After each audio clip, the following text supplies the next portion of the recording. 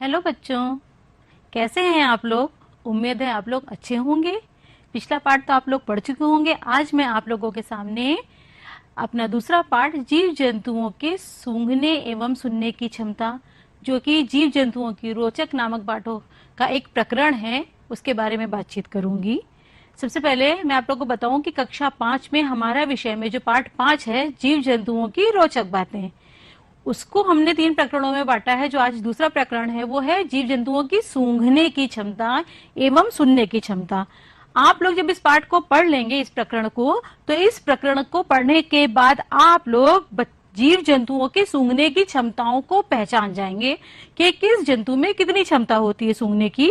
और इसी प्रकार से जंतुओं की सुनने की क्षमता, जो कि अपने कान से सुना जाता है। आप लोग को मालूम है कि ज्ञानेंद्रियां होती हैं हमारी, और वो हम कान से सुनते हैं। तो किस जंतु के सुनने की क्षमता या सुनने की शक्ति कैसी है, आप इसके बारे में जान जाएंगे। तो बच्चों, हम अपना पाठ शुरू करते हैं।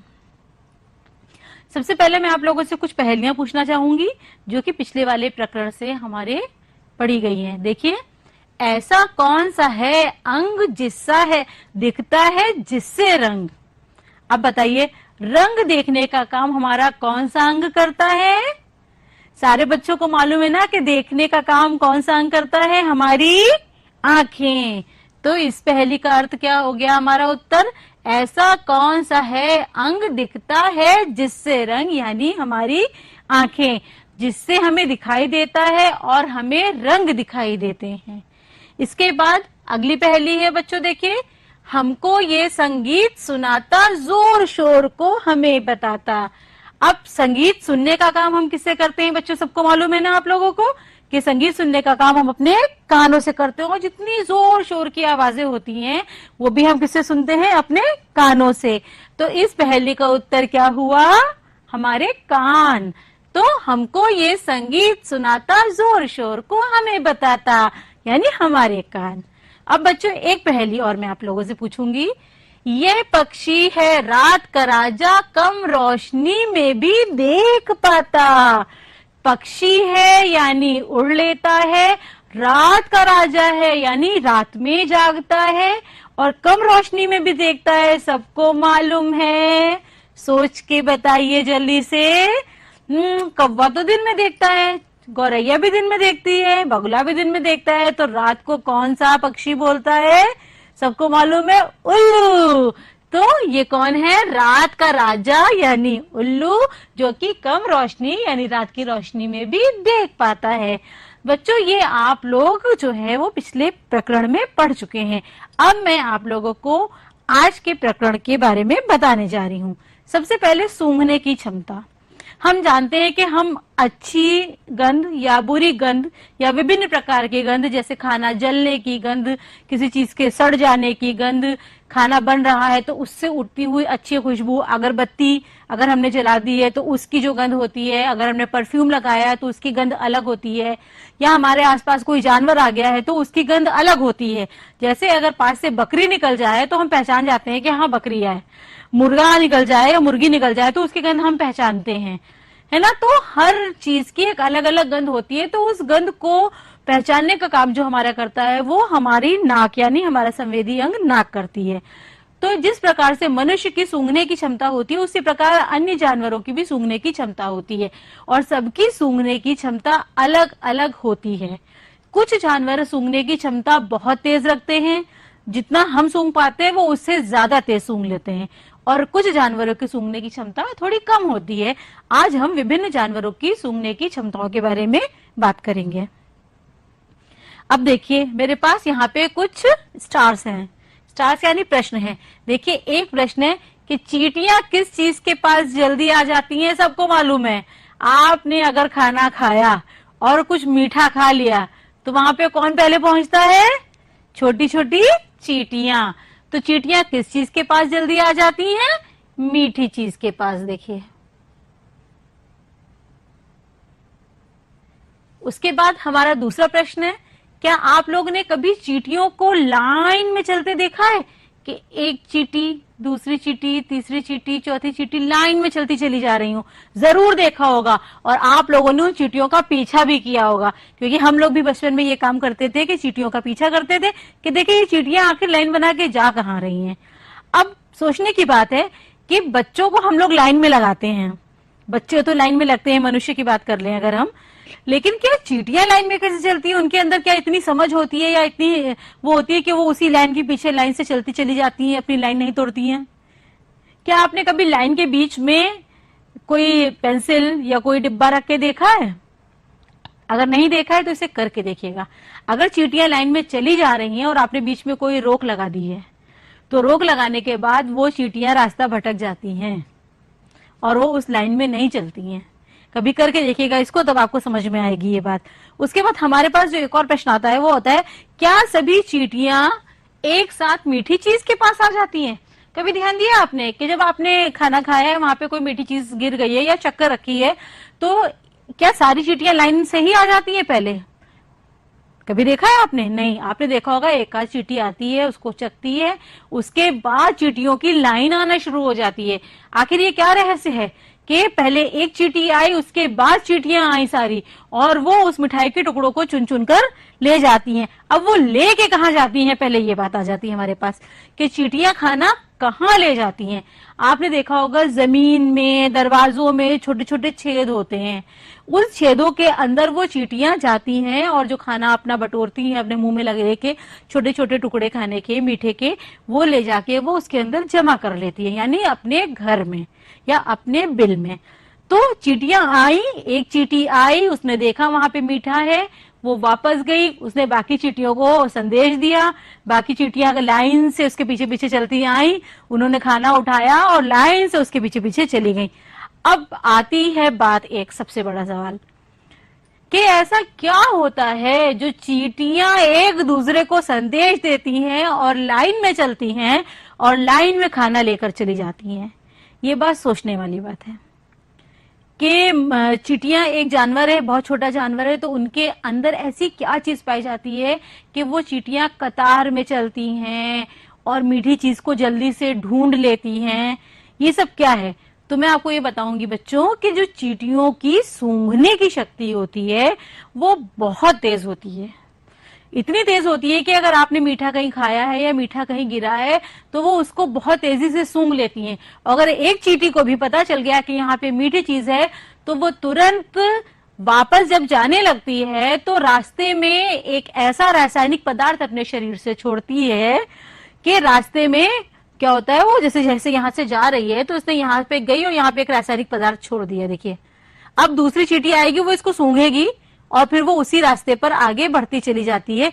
इसलिए चींटियां कतार में चलती हैं और एक दूसरे को संदेश देती हुई आगे बढ़ती हैं। देखिए इसका सही उत्तर ये चींटी है, छोटी सी जानवर है। चींटियां चलते समय जमीन पर कुछ ऐसा छोड़ती हैं जिसे सूंघ कर पीछे आने वाली चींटियों को रास्ता मिल जाता है, यानी कि चींटियों की सूंघने की शक्ति बहुत अधिक तेज होती है। अब बच्चों ये तो हमने चींटियों की बात कर ली। नेक्स्ट हम आ जाते हैं, देखिए आजकल सबसे ज्यादा बीमारी फैली हुई है डेंगू मलेरिया, सब जानते हैं। तो डेंगू मलेरिया किसके काटने से होता है? आपको दिखाई दे रहा होगा मच्छर। मच्छर की जो आगे की एक पतली सी जैसे सूंड जैसे संरचना होती है, जैसे पतली सी पिन होती है, उससे वो खून पीता है हमारा। अब हमको वो कैसे ढूंढता है? सबसे बड़ी बात ये हो गई, हम अगर चादर ओढ़ के सोए हैं, हम एक कोने में सोए हैं, तो मच्छर को कैसे पता चल जाता है कि हम इस जगह पर लेटे हैं, हम इस जगह पर बैठे हैं? क्योंकि मच्छरों की भी सूंघने की शक्ति बहुत तेज होती है और खास तौर पर जो है वो हमारे तलवे जो होते हैं, जो पैर के तलवे होते हैं और हमारे शरीर की जो गर्मी हीट निकलती है, उस गर्मी को सूंघ कर वो हम तक पहुंच जाते हैं और हमें काटते हैं। आपने ध्यान दिया होगा जो हम लोग ओडोमास लगाते हैं या कोई ऐसी चीज लगाते हैं जिससे मच्छर रिपेलेंट यानी मॉस्किटो रिपेलेंट होता है, जो मच्छर भगाने के लिए लगाया जाता है, अगर हम उसको अपने पैरों में और इतने इतने हाथों में लगा लेते हैं तो मच्छरों से काफी हद तक बचाव हो जाता है, क्योंकि उन तक हमारे तलवों की गंध नहीं पहुंच पाती है, वो उस गंध में ही भटक जाते हैं जो हमने अपने तलवों में या पैरों में लगाई होती है, क्योंकि उसकी एक अलग खुशबू होती है। तो वो उस खुशबू में फटाए जाते हैं और हम मच्छरों से बच जाते हैं। इसीलिए कहा जाता है उसको कि ये मॉस्किटो रिपेलेंट है।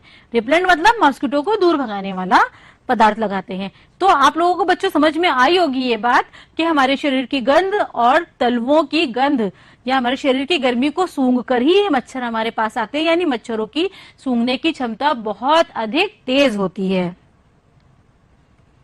अब हमारे पास नेक्स्ट जानवर आ जाता है जो हम सबका प्यारा प्यारा पालतू है, जिसको हम लोग अपने घर की रखवाली के लिए रखते हैं। आप लोग जानते हैं वो कौन है? कुत्ता। कुत्ते का जो इस्तेमाल किया जाता है, आप लोग जानते हैं सबसे पहला काम तो हम लोग पालते हैं, अपने घर की रखवाली करते हैं। और क्यों करते हैं घर की रखवाली? कुत्ते को ही क्यों पालते हैं? कहते हैं ना कुत्ता बहुत वफादार होता है। कुत्ते को इसलिए पालते हैं क्योंकि कुत्ते की सूंघने की शक्ति बहुत ज्यादा तेज होती है। अगर हमारे घर के आसपास कोई अजनबी इंसान, क्योंकि सबके शरीर से एक विशेष प्रकार की गंध निकलती है, हमारे शरीर की गंध अलग होगी, आपके शरीर की गंध अलग होगी, आपके मम्मी पापा के शरीर की गंध अलग होगी, आपके भाइयों की अलग होगी। तो हर एक के शरीर की एक विशेष गंध होती है जिसे शायद हम ना पहचान पाए, लेकिन जो कुत्ता होता है उसकी सूंघने की शक्ति बहुत अधिक तेज होती है। कम से कम तो वो उस गंध को पहचानता है और ये पहचान जाता है कि जो इधर आने वाला व्यक्ति है वो कोई हमारे घर का मेंबर है, हमारा जाना पहचाना व्यक्ति है या कोई अजनबी है।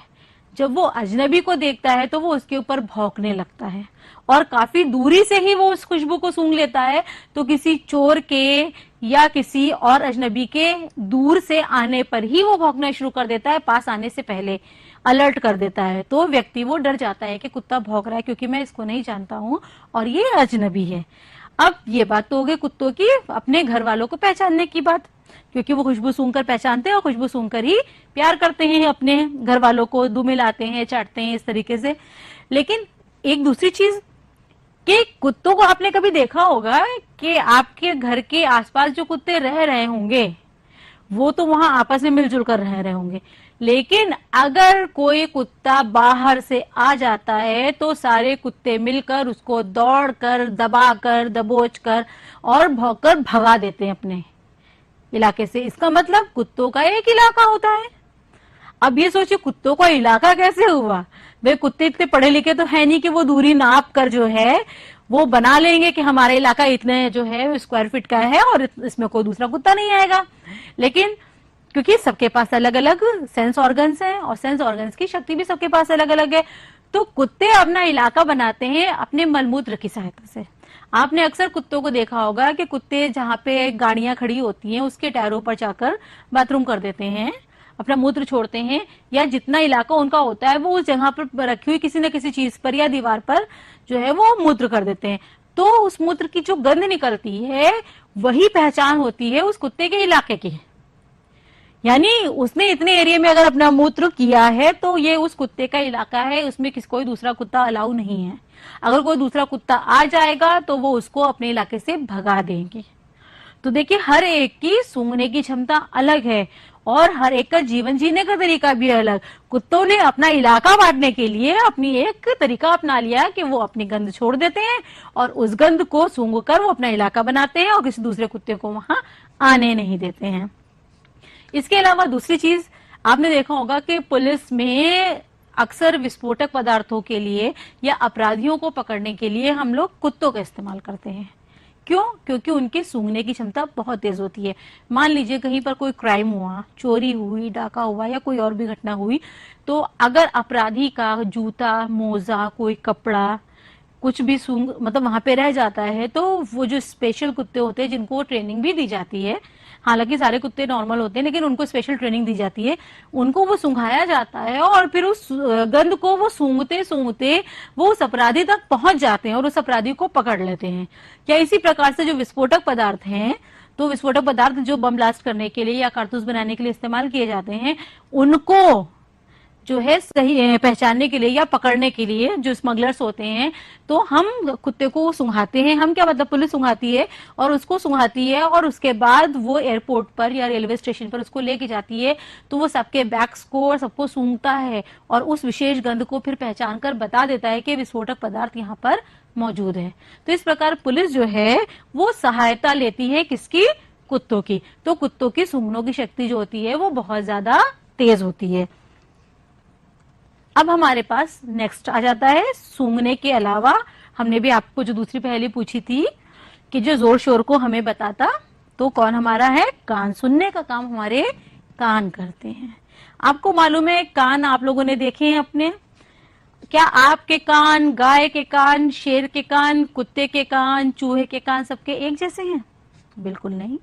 सबके कानों का आकार अलग अलग होता है, तो सबके सुनने की शक्ति भी अलग अलग होती है। आज हम इसी के बारे में बात करेंगे। देखिए हमारे पास पर यहाँ पे 5 स्टार्स आ गए। पहला प्रश्न आ गया, क्या आप लोगों ने पक्षियों के कान देखे हैं? कभी तोता आपने पाला होगा या कौवे को देखा होगा, मुर्गी पाली होगी, क्या आप लोगों ने कभी कान देखे हैं?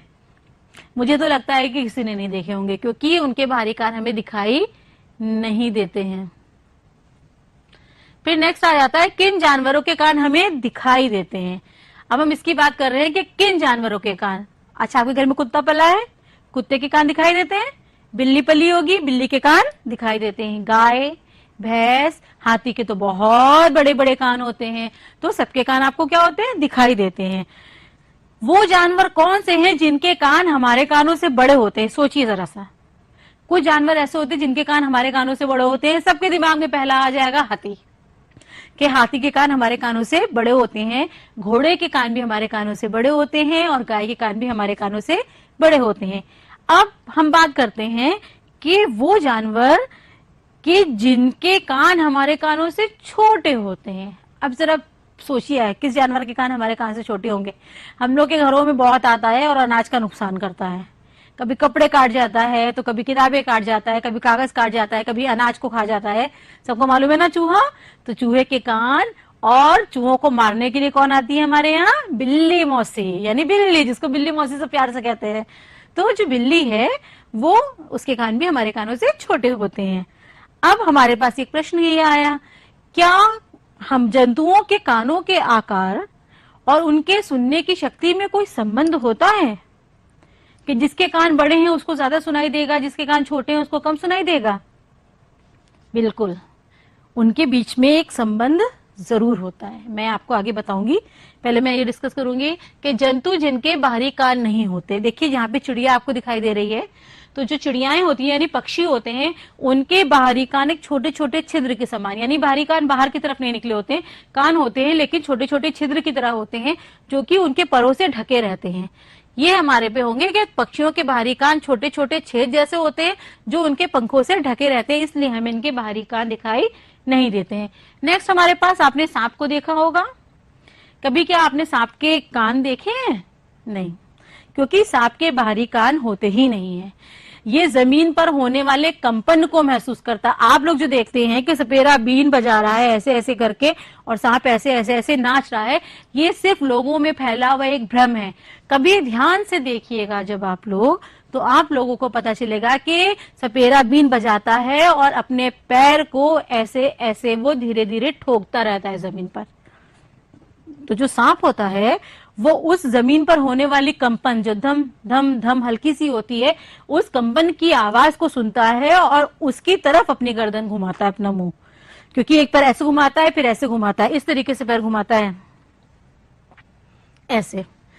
ये सपेरे का पैर है मान लीजिए, ये इस तरीके से सपेरा जो है वो पैर घुमाता है इधर इधर इधर करके। तो सांप जो है वो अपना मुंह ऐसे ऐसे ऐसे ऐसे घुमाने लगता है, लेकिन लोगों को लगता है कि वो बीन लहरा रहा है। इस बीन को देखकर या बीन की आवाज को सुनकर जो है सांप जो है वो नाच रहा है। लेकिन ये लोगों में फैला हुआ एक भ्रम है, जो कि हमें सचेत करता है कि हमें अंधविश्वास से और ऐसी मिथक बातों से दूर रहना चाहिए।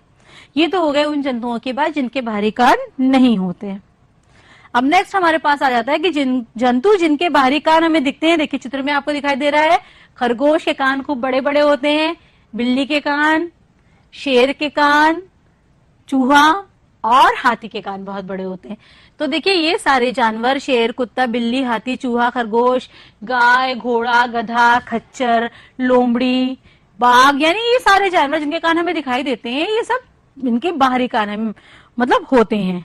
फिर आगे आ जाती है जंतु जिनके बाहरी कान हमारे कानों से छोटे होते हैं, जिससे हमने प्रश्न पूछा था आपसे, तो हमने बताया भी था उत्तर, चूहा और बिल्ली, जिसके कान हमारे कानों से छोटे होते हैं। उसके अलावा एक जानवर और होगा, जरा सोच के बताइए। देखिए गिलहरी के कान हमारे कानों से बड़े होते हैं, सोच के बताइएगा। फिर जंतु जिनके बाहरी कान हमारे कानों से बड़े होते हैं वो भी आपके सामने है। हाथी है, गाय है, खरगोश है, घोड़ा है, इन सबके कान हमारे कानों से बड़े होते हैं। फिर क्या हमने आपसे आखिर में सबसे अंत में प्रश्न पूछा था कि कानों के आकार और सुनने की शक्ति में संबंध होता है, तो मैंने कहा था जी बिल्कुल होता है। कानों के आकार और सुनने की शक्ति में बहुत गहरा संबंध है। जिस जानवर के कान जितने बड़े होते हैं, मान लीजिए यहाँ पे ये कान है, अब गाय है, समझ लीजिए गाय अपने कानों को मोड़ लेती है और मोड़ने के बाद वो ध्वनि को अंदर केंद्रित कर लेती है और आवाज को सुन लेती है। इसी प्रकार से वो जंतु जो अपने कानों को घुमा सकते हैं और घुमाकर ध्वनि तरंगों को केंद्रित कर लेते हैं, उनकी सुनने की क्षमता बहुत तेज होती है। कभी आप लोगों ने ध्यान से देखा होगा कि खरगोश को पकड़ने आप लोग चले होंगे लेकिन वो भाग गया होगा। बिल्ली का छोटा सा बच्चा भी होगा, लेकिन अगर आप उसको चुपके से धीरे धीरे पकड़ने जा रहे होंगे लेकिन वो आपके पहुंचने से पहले भाग जाएगा। यही चीज चूहों पर भी लागू होती है, क्योंकि ये अपने कानों को मोड़ सकते हैं। कानों को मोड़कर ध्वनि तरंगों को केंद्रित कर ले, इकट्ठा कर लेते हैं अपने कान के पास, जिससे इनकी सुनने की शक्ति तेज हो जाती है। इसीलिए हम ये कहते हैं कान बड़े होने से अधिक आवाज सुनाई देती है। जैसे खरगोश के कान ध्वनि की दिशा में घूम जाते हैं। आप लोगों ने कुत्तों पर भी ये ध्यान दिया होगा कि जब आप कुछ बोलते हैं तो कुत्तों के कान भी खड़े हो जाते हैं, गाय के कान भी खड़े हो जाते हैं और वो अपने उस तरफ केंद्रित कर लेते हैं कि जिस तरफ से आवाज आ रही होती है। नेक्स्ट हमारे पास आ जाता है एक और जानवर जिसे हम कहते हैं चमगादड़। चमगादड़ वैसे तो उड़ता है लेकिन ये पक्षी नहीं है, ये आप लोग को मालूम है। और लेकिन चमगादड़ के सुनने की शक्ति बहुत अधिक तेज होती है। अब वजह क्या है कि हम कहते हैं कि चमगादड़ को रात में ही निकलता है, दिन में नहीं निकलता है, क्योंकि वो दिन की रोशनी में ठीक से देख नहीं सकता है और रात में वो गुफाओं में, पेड़ों पर उल्टा लटका रहता है। अब वो सुनता कैसे है और शिकार कैसे करता है, ये सोचिए। तो सोचिए चमगादड़ की सुनने की शक्ति बहुत तेज होती है। वो पहले अपने मुंह से बहुत ऊंचे सुर वाली आवाज निकालता है। जब वो आवाज जिस जगह पर वो रहता है वो जगह जगह चीजों से टकराती है, तो टकराने के बाद क्या होती है, गूंज जाती है। जैसे आपने कभी खाली कमरे में अगर बोला होगा, कमरा बिल्कुल बड़ा सा खाली है और आप बोलिएगा तो आपकी आवाज क्या होती है, गूंजती है। तो जब चमगादड़ ऊंचे सुर वाली आवाज निकालता है और जब वो आवाज निकालता है तो उसकी आवाज टकरा कर गूंजती है, तो उस गूंज को अपने कानों से सुनता है और अंधेरे में अपने भोजन की दूरी और दिशा का पता लगा लेता है। ये इसकी विशेषता होती है। ये अल्ट्रासोनिक साउंड्स निकालता है जो कि हमारे लिए सुनना आसान नहीं है, लेकिन चमगादड़